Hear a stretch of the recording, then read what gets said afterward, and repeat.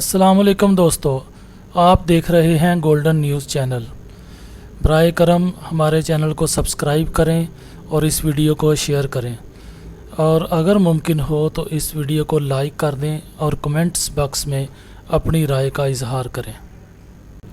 दोस्तों, आज है 25 सितंबर 2020। आज की ख़ास खबरें। बस बहुत हो गया, चीन का अमेरिका को सख्त जवाब। अक़वाम मुत्तहिदा आज वज़ीर-ए-आज़म अक़वाम मुत्तहिदा से ख़िताब करेंगे।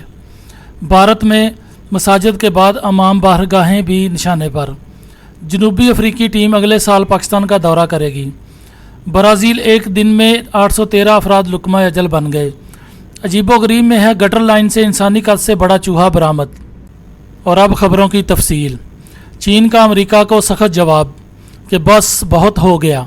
बैनुल-अक़वामी मीडिया के मुताबिक सलामती कौंसिल के अजलास में अमरीकी मंदूब कैली क्राफ्ट के बयान पर चीनी हम मनसब ज़ांग जिन ने अपने रद्द-ए-अमल में अमरीका को सख्त तनकीद का निशाना बनाते हुए कहा है कि बस बहुत हो गया, आप दुनिया के लिए पहले ही इतनी मुश्किलात पैदा कर चुके हैं। चीनी मंदूब ने कहा कि अमरीका को समझना चाहिए कि बड़ी ताकत का रवैया बड़े ताकत की तरह होना चाहिए। अमरीका में कोरोना के 70 लाख केसेस और 2 लाख से ज़ायद अमवात हुई। जदीद तरीन मेडिकल टेक्नोलॉजी के हामिल अमरीका में इतनी अमवात क्यों हुई?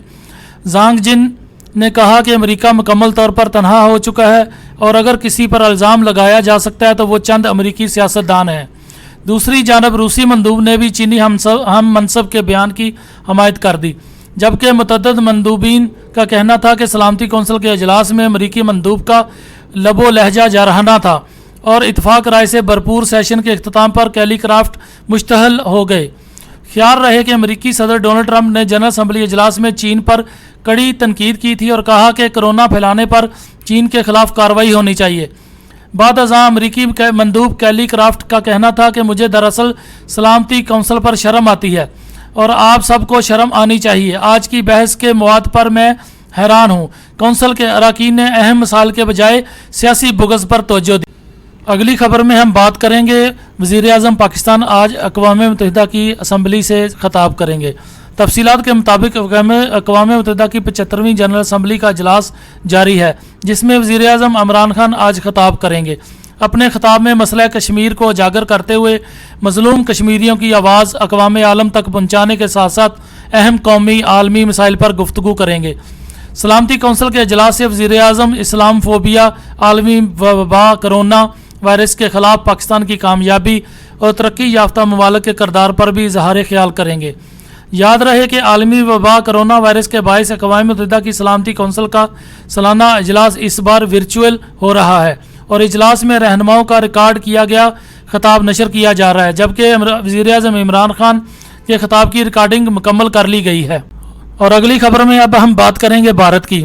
भारत में मसाजिद के बाद इमाम बारगाहें भी निशाने पर। मजलिस उलमा हिंद के जनरल सेक्रेटरी मरूफ आलम दीन मौलाना कलब जवाद ने कहा है कि काफ़ी अरसे से भारतीय हुकूमत हमारे मजहबी हकूक़ को तलफ कर रही है।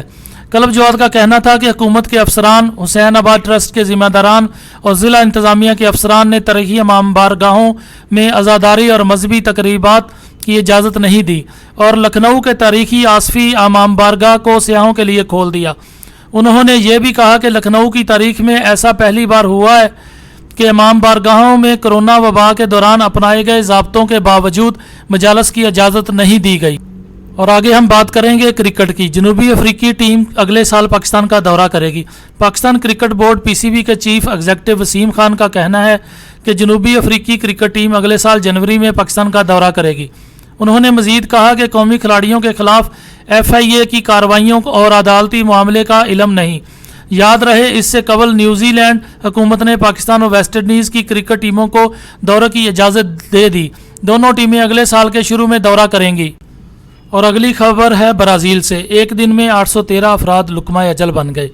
ब्राज़ील में कोरोना वायरस की यौमिया केसेस की तादाद में अचानक इजाफा हो गया।